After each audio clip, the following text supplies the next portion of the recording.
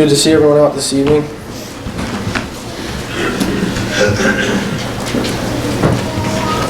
For just a couple minutes, I just want you to think about what would you do if Jesus was being arrested? What would you do? Who would you be in this situation? Most of the time I'm just going to be reading from Matthew chapter 26, so if you want to go ahead and turn there, you can. And follow along if you want. But who would you be in this situation? Starting in verse 53, it says, "Or do you think that I cannot now pray to my Father, and He will provide me with more than 12 legions of angels? How then could the Scriptures be fulfilled, that it must happen thus? In that hour Jesus said to the multitudes, Have you come out as against a robber with swords and clubs to take me? I sat daily with you, teaching in the temple, and you did not seize me. But all this was done, that the Scriptures of the prophets might be fulfilled. Then all the disciples forsook him and fled." Would you be like the disciples, and would you forsake him? Would you forsake Jesus and flee? Or if you want to go ahead and turn to John 18, well, you don't have to, because this is pretty much the only passage that's outside of Matthew chapter 26. But in John 18, starting in verse 10, it says, "Then Simon Peter, starting in verse 8, Jesus answered, I have told you that I am He. Therefore, if you seek me, let these go their way, that the saying might be fulfilled which He spoke, of those whom you gave me, I have lost none.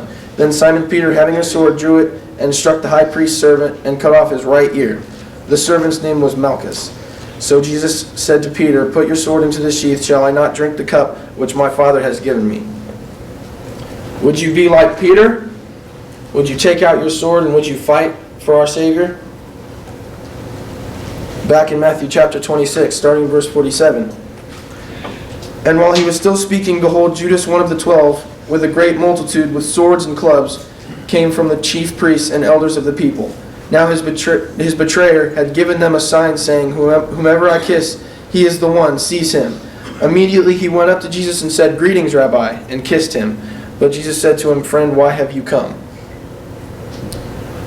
Would you be like Judas, who betrayed the one who saved us, who came down to this earth, who lived a perfect life, and would you betray him with a kiss?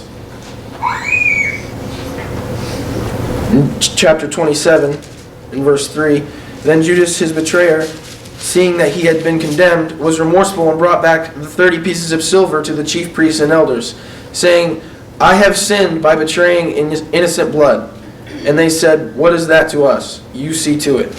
Then he threw down the pieces of silver in the temple and departed, and went and hanged himself." Would you be like Judas? Back in chapter 26, starting in verse 69. "Now Peter sat outside in the courtyard, and a servant girl came to him, saying, You also were with Jesus of Galilee. But he denied it before them all, saying, I do not know what you are saying. And when he had gone out to the gateway, another girl saw him, and said to those who were there, This fellow also was with Jesus of Nazareth. But again he denied with an oath, I do not know the man. And a little later, those who stood by came up and said to Peter, Surely you also are one of them, for your speech betrays you.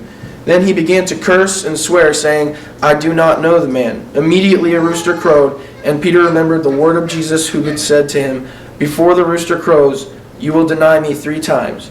So he went out and wept bitterly." Would you be like Peter, who was so eager to fight for his Savior, but then denied him 3 times because he didn't want to be in his situation?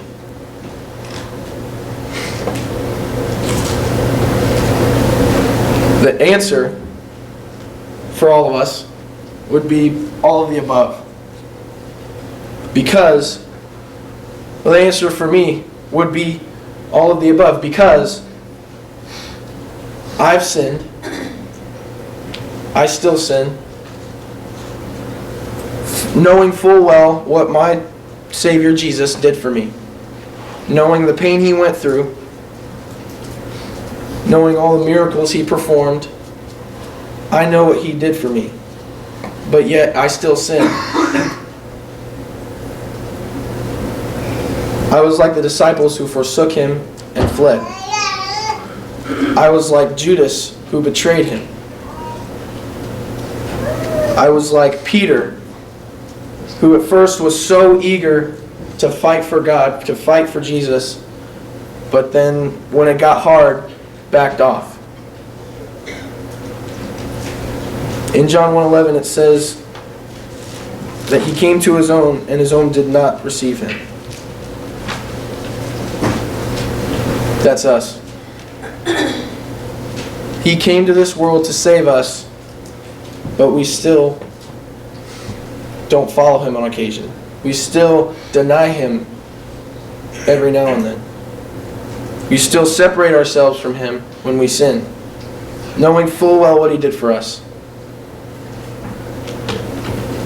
Hopefully that makes you feel bad. Plain and simple. That's what I was trying to do. If you're not a Christian, you know what you have to do to be saved. Be baptized in his death for the remission of sins, so that you can see him, so that you can get forgiveness for betraying him, for forsaking him, for fleeing from him, for denying him. If you are a Christian, but you have sinned, you are separated from God, you don't even have to come up before the congregation and ask for the prayers of them. If you can do it in your pew, you can ask God for forgiveness in your pew. You can leave this building without a doubt in your mind that you can go to heaven and be with Jesus, to be with the one that saved you. If you're subject to the invitation, please come on.